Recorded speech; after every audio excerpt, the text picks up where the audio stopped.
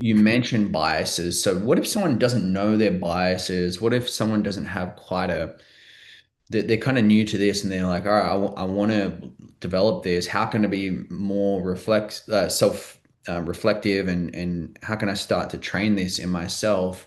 Or maybe, of course, a coach is really great at reflecting your biases back to you and that kind of thing, so that they can hire a coach. But if Mhm. on their own, what are some ways they can do that, become more self-reflexive and actually reflective and develop this skill of becoming a better empathetic listener? I think the best way to do it is through role play, and it Okay. doesn't require a partner. It doesn't require that you have a coach that you can role play with.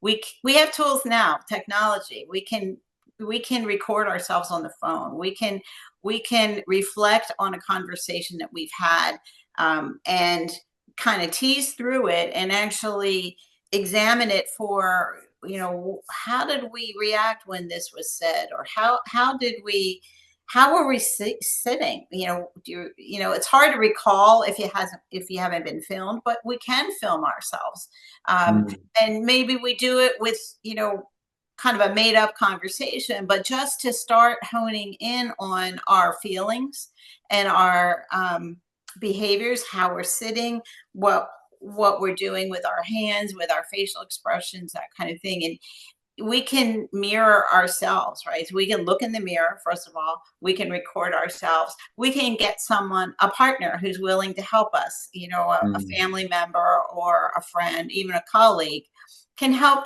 with this role playing idea so that you can start to observe your own behaviors. Because when we observe ourselves, we get a lot of information from that, and it's very helpful, and we can't act on a behavior until we know what it is, right? So mm, that's one way.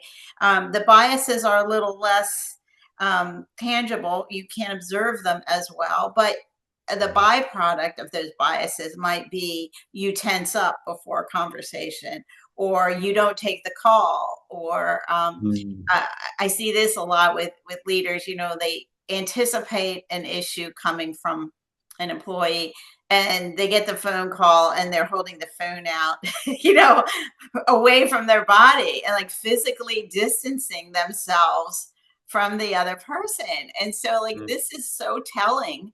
And so, what I would say to that is, stand up, take the call, like stand up so you're better physically prepared to, mm, manage that. If you're expecting an affront of some sort, maybe the person comes at it very harshly, or, you're expecting them to vent, that kind of thing.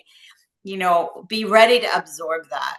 And that requires a little bit of effort. So I always suggest in those kinds of phone calls, stand up. You're in a better position than if you're seated, right? you're mm, you're empowering yourself, because mm. again, we want to be um respecting not only the speaker but ourselves as a listener, right? So we want to be prepared to fully take in the message, and not disrespect our own boundaries, let's say.